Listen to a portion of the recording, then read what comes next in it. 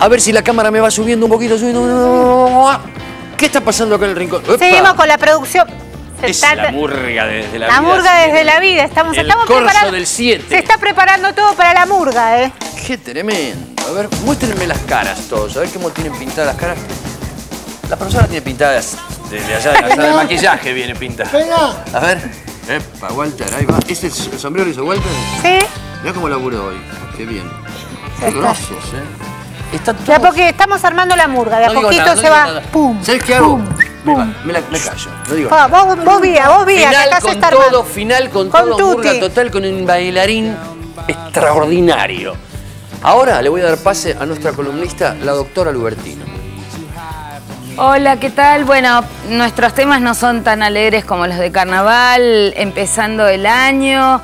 Les cuento que tuvimos a fin de año una asamblea en la legislatura de la Ciudad de Buenos Aires, donde nos reunimos con todas las organizaciones o con muchas de las organizaciones no gubernamentales que trabajan en la temática de los derechos de las personas con discapacidad, muchas personas con discapacidad que vinieron a ver, a plantear propuestas, sobre todo los temas principales tienen que ver con la accesibilidad o la falta de accesibilidad en la Ciudad de Buenos Aires, con todavía el incumplimiento de la ley de empleo, pero fundamentalmente lo que nos sorprendió en este inicio del año fueron algunos de los vetos a leyes de las cuales nosotros habíamos hablado aquí. Y fundamentalmente la sorpresa tiene que ver con que se veten temas tan sensibles y tan necesarios de los que tanto habíamos hablado, no importa de qué origen había sido el proyecto, de qué bloque político. Entonces se vetó un subsidio para una organización no gubernamental, la asociación que trabaja con los niños con síndrome de Down. Se arguyen razones técnicas, pero lo cierto es que no es lo mismo recibir el subsidio en una fecha que posteriormente. Otro tema grave es que se vetaron los semáforos, que se había trabajado fuertemente para que haya semáforos sonoros en la ciudad. Ustedes saben que hay muy poquititos semáforos, menos de 30 semáforos en la ciudad son sonoros para las personas con discapacidad visual y se preveía un avance importante en materia de semáforos que, por supuesto, se vetó la ley, después se hacen anuncios en los diarios diciendo que igual se van a poner semáforos, pero lo cierto es que se vetó la ley. No es lo mismo una política errática o anuncios que tener una ley. La ley da el derecho a reclamar a las personas que tienen reconocido ese derecho legalmente. Después también se vetó la ley que también habíamos hablado aquí, adhesión a la ley nacional que habla de la gratuidad de los pasajes y lo que se establecía era la obligación de la Ciudad de Buenos Aires de dar difusión a el derecho de las personas con discapacidad de viajar gratuitamente y fundamentalmente la persona con discapacidad y su acompañante y todos los derechos que esto implica en términos de que no se puede prolongar o prorrogar ese viaje, todo lo que hemos hablado tantas veces del acceso a la movilidad de las personas con discapacidad. También se vetó una ley de asignaciones familiares para los 160.000 empleados de la Ciudad de Buenos Aires que incluía asignaciones familiares para aquellas personas que tuvieran hijos o familiares con discapacidad. Por ejemplo, se preveía el cobro de un subsidio especial de 3.000 pesos para las personas que tuvieran el nacimiento de algún hijo con discapacidad. Eso quedó totalmente vetado. Vamos a ver cómo se destraban estas leyes en el transcurso de los primeros días del año parlamentario.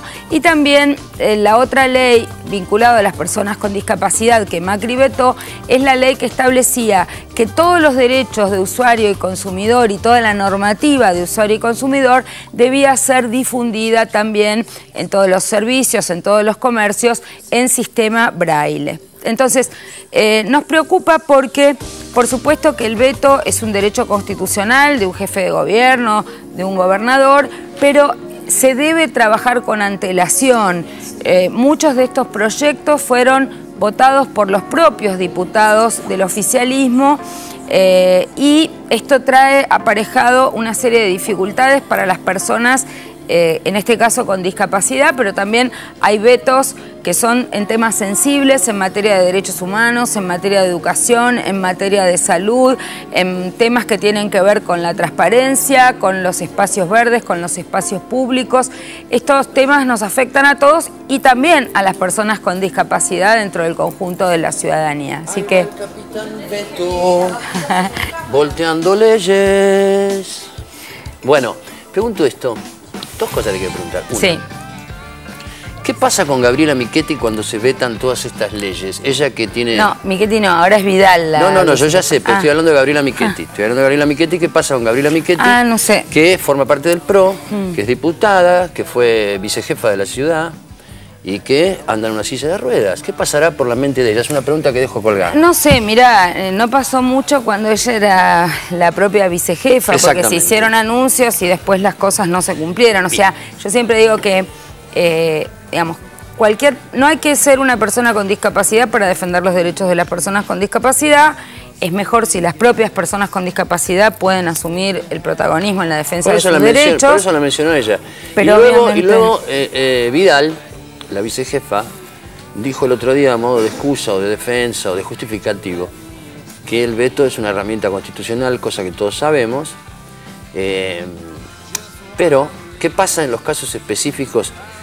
Porque lo pregunto por esto, a ver si estoy equivocado. El dinero que se le iba a dar a Asdra, por ejemplo, eran 50.000 pesos. Es una cifra insignificante para... el presupuesto de la ciudad. Para el presupuesto de la ciudad, ¿no es cierto? Sí. A ver, te digo dos cosas. ¿Qué pasa con eso? El veto es un instrumento constitucional. Algunos tenemos la visión de que debería restringirse aún más, porque esto es un resabio también, digamos, de la dinámica monárquica del príncipe que veta. Se puede interpretar como en un sistema de frenos y contrapesos, como un equilibrio al legislativo, pero en general el veto tiene que ser utilizado de manera excepcional. Es cuando, en general, un ejecutivo se queda sin una mayoría parlamentaria y puede haber leyes que afecten su visión de cómo encarar el gobierno.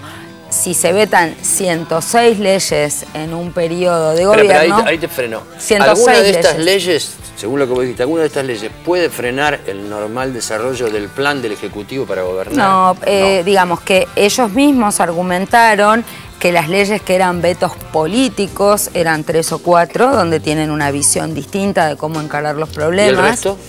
Y el resto, ellos arguyen problemas jurídicos o problemas técnicos. Entonces te vuelvo a repetir, muchas de estas leyes fueron planteadas por proyectos de gente del propio oficialismo o contaron, la mayoría de los proyectos de estos 106 vetos tienen el apoyo del oficialismo, porque si no, obviamente en un legislativo donde ellos son la primera minoría no se hubiera podido sancionar la ley.